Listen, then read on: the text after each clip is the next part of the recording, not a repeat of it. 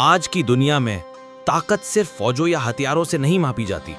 कभी कभी सबसे ताकतवर चीज वो कहानी होती है जो एक कौम सुनाती है। और इस फन में कोई मुल्क यूनाइटेड स्टेट्स से बेहतर नहीं रहा। ये कहानी है कि कैसे यूएसए ने सॉफ्ट पावर इस्तेमाल की, कल्चर, मीडिया, ब्रांड्स, तालीम और असर, मुल्कों पर हमला करने के लिए नहीं, बल्कि उनकी सोच को ढांचा देने के लिए, खामोशी से, गैर मरई तरीके से, हमेशा के लिए। सॉफ्ट पावर क्या है? सॉफ्ट पावर सादा है। ये वो काबिलियत है तो दूसरों को वही चाहने पर मजबूर कर दे जो आप चाहते हैं। ना धमकियां, ना जोर जबरदस्ती, सिर्फ असर। और अमेरिका ने ये बात जल्द समझ ली थी कि अगर आप लोगों के ख्वाबों को नया रंग दे सकते हैं तो आप उनके फैसलों को बदल सकते हैं और आखिर में दुनिया को बदल सकते हैं।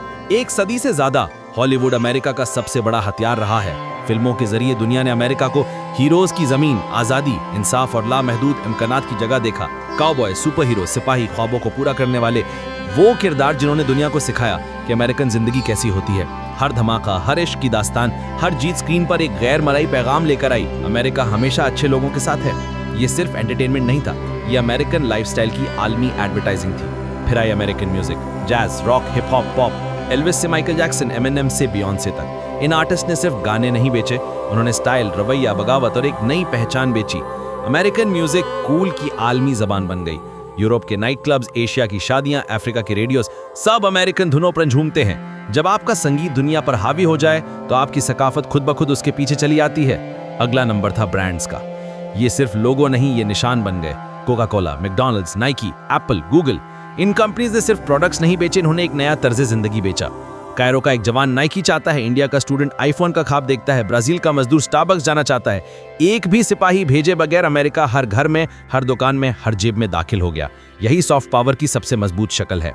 CNN, Disney, Netflix, Marvel, ESPN, national geographic, ये नाम आलमी कहानी सुनाने वाले बन गए।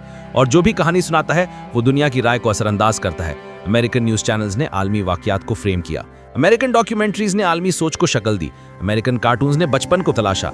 टॉम एंड जेरी से लेकर एवेंजर्स तक करोड़ों लोग अमेरिकन हीरोज के साथ बड़े हुए हैं। यूएसए में दुनिया की सबसे मशहूर यूनिवर्सिटीज हैं, हार्वर्ड, मिट, स्टैनफोर्ड, येल। पूरी दुनिया के लीडर्स, साइंटिस्ट, सीईओज, प्रेसिडेंट्स ने अमेरिका में तालीम हासिल की और अमेरिकन वैल्यूज अपने वतन वापस लेकर गए।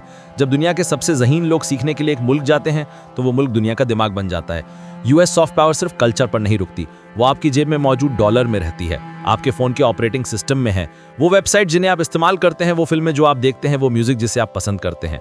जब गूगल आपका सर्च इंजन है, फेसबुक आपकी सोशल लाइफ है और नेटफ्लिक्स आपका एंटरटेनमेंट है, तो आप अमेरिका की डिजिटल सल्तनत में जी रहे हैं, चाहे आपने इस मुल्क का कभी दीदार न किया हो। अमेरिका सिर्फ जंगों से ताकतवर नहीं बना, वो असर से ताकतवर बना, इज्जत और पसंद से ताकतवर बना, सकाफत से ताकतवर बना।